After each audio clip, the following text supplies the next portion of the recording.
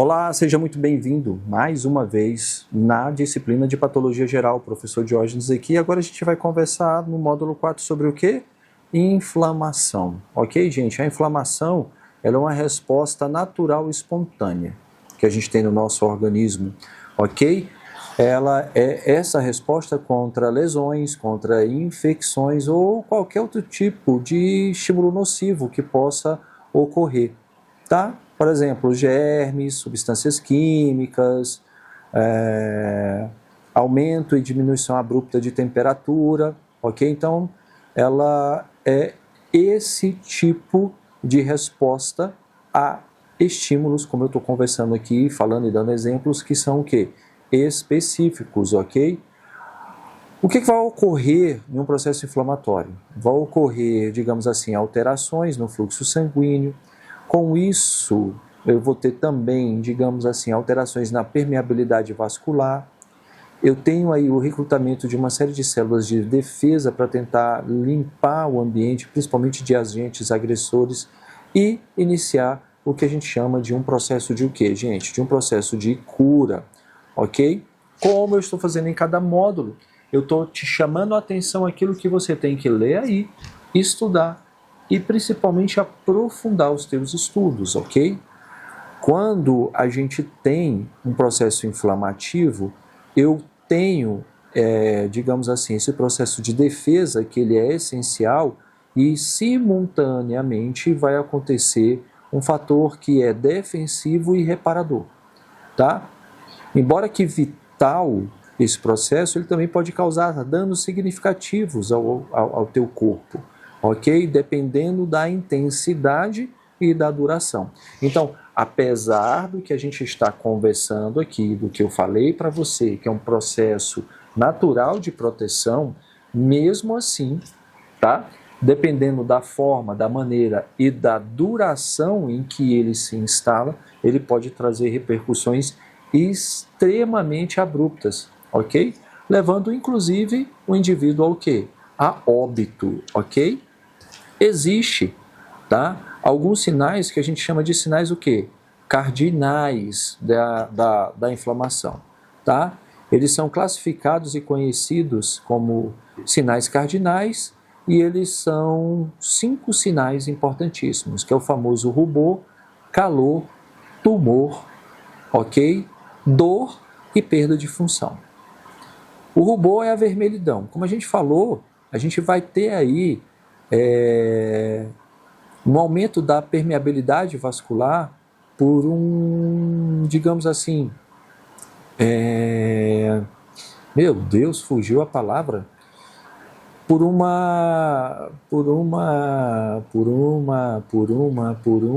calma aí que o Breno vai editar, deixa aí, o Breno vai editar,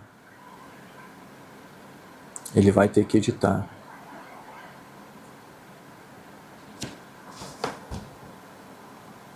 Por um aumento da permeabilidade vascular. Então, esse aumento da permeabilidade vascular vai fazer com que o tecido tenha um aumento do fluxo sanguíneo, deixando ele o quê? Deixando ele ali o rubor, tá? Avermelhado, a famosa epiremia. Como eu tenho um aumento desse fluxo, aumenta também o quê? O calor. Com essa permeabilidade vascular, eu tenho uma saída maior de líquido de dentro do leito vascular para o espaço intersticial. Com isso eu tenho o quê? O tumor, que é o edema. Com isso eu vou comprimir, ok? As minhas terminações nervosas, levando à dor, que aí ao extremo é o quê? A perda de função. Então quando eu falo de rubor e calor, eu falo que ele ocorre por conta do quê? Da vasodilatação. E aí o tumor, o aumento da permeabilidade vascular.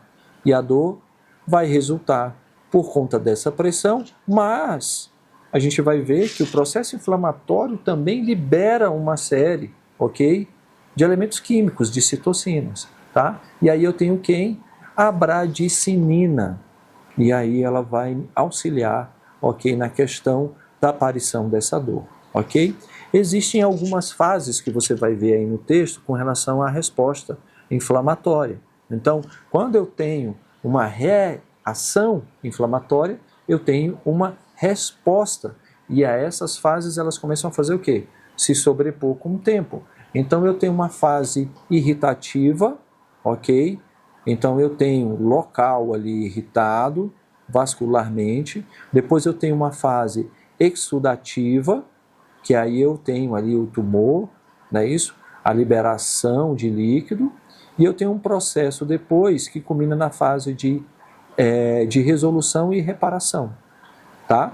Isso quando o processo está normal e esse processo não se torna um processo exacerbado que pode trazer também uma série de repercussões negativas. Na inflamação, que eu chamo e que está aí no texto de uma inflamação aguda, eu tenho fenômenos vasculares. Então a inflamação aguda é uma inflamação rápida e ela é marcada por uma vasodilatação lá nas minhas arteríolas. Então, as minhas arteríolas, quando chegam no ponto ali de se transformarem em capilares, elas vasodilatam de uma vez e vão causar imediatamente rubor e aumento de temperatura, que é o famoso calor. Com isso, vai levar ao aumento da permeabilidade lá das minhas vênulas e aí vai levar ao quê? A formação do tumor. Isso causa dor local, ok? E pode levar, inclusive, à perda de função. Então, na inflamação aguda, eu tenho duas coisas acontecendo ou que podem ocorrer por conta do aumento da permeabilidade vascular, que é a exudação, que eu chamo plasmática, tá? Que leva ali a um extravasamento, né? E aí vai formar aquele tumor, aquele edema. Ou então eu tenho a diapese, que é a exudação celular, um turgimento. Então eu tenho ali o elemento morfológico, que ele é característico, ocorre em 3 passos para que isso ocorra, essa diapidese, ok? Que é a exudação celular. Eu tenho lá, digamos assim,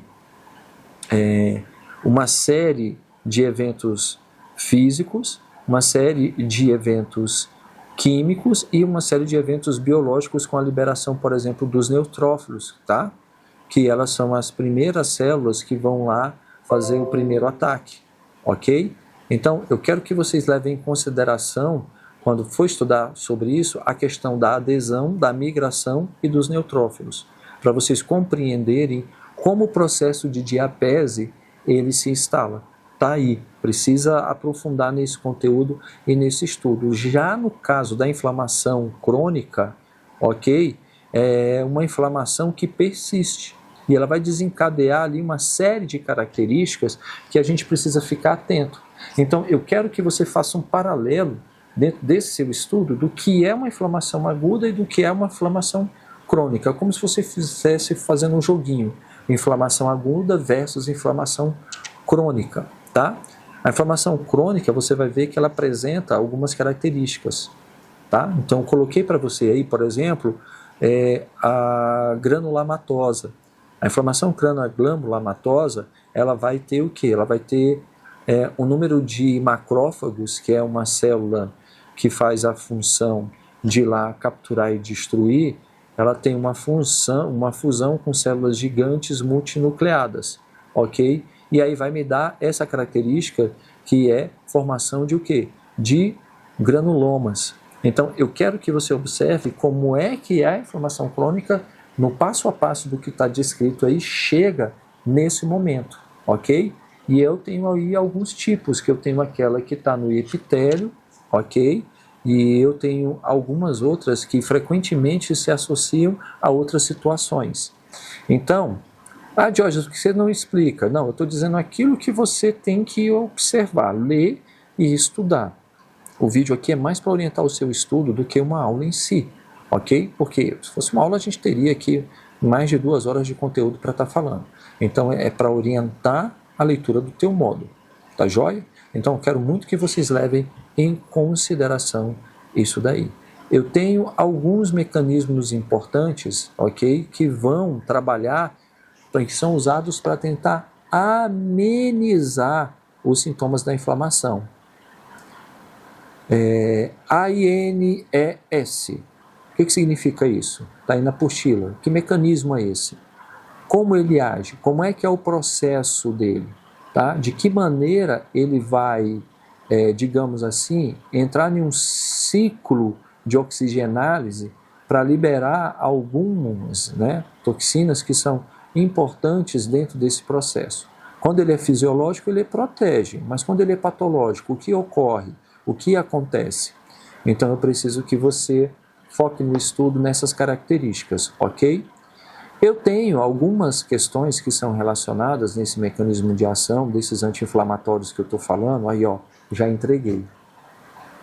Já entreguei que eu estou falando de anti-inflamatório e não era para entregar, né, bonitões?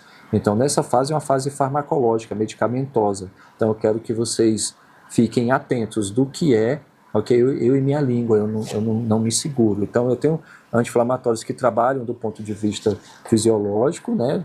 Fazendo e ajudando o processo, e aí quando eu tenho alguns tipos de patologia, ele é responsável por desencadear algumas coisas. Então eu tenho esses anti-inflamatórios, já que eu abri a boca e falei, que eles não são, digamos assim, hormonais, e tenho aqueles que são hormonais. Então eu tenho também a ação que eu quero que vocês observam dos corticoides, tá? Os corticoides, eles acabam inibindo e suprimindo o processo inflamatório que estava, né, e que ocorre em cascata.